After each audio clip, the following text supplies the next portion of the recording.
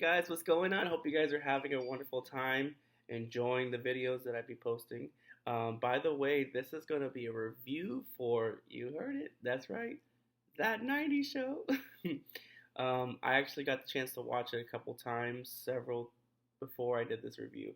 So this is going to be not really giveaway review. It's going to be more me talking about a recap of what I experienced watching that 90s show. It is nothing like the 70s show, but we don't know what direction they're going in. So I feel like the season one is just basically like the intro of where, you know, where the characters are at, who are the new, it people.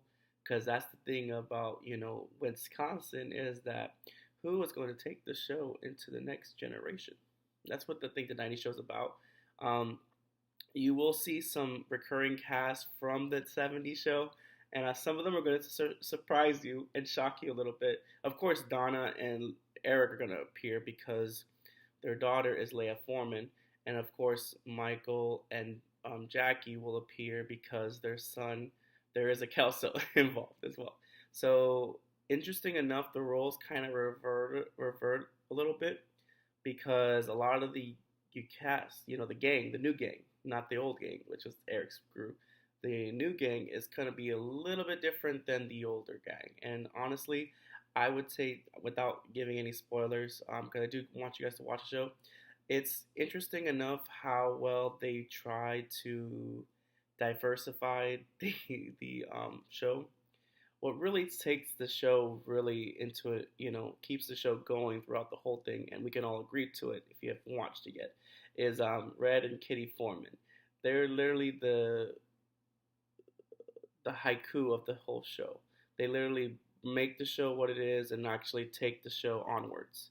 I'm hoping that if they get renewed for a second series, that they will actually lean more to the younger cast or the new gang, because that's the importance of whenever you're doing a remake or you're doing a continuation story from the original series, is that you always want it to. It's okay to have continuity that literally signifies the 70s show and all that stuff, which you do see in the show.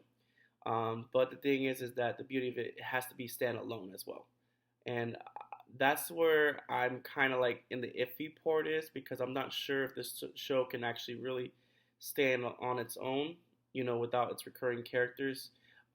Red and Kitty Foreman are the grandparents, of course, so like they're doing their own thing, and I love them.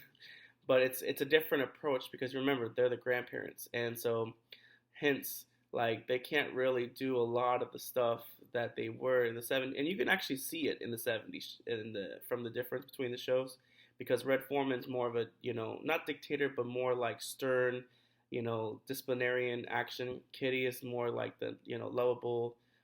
Everyone wants to be your she wants to be everyone's mother. Smother them with love, giving encouragement, all that stuff. But there's some moments where she is tough love. But that's the beauty of it.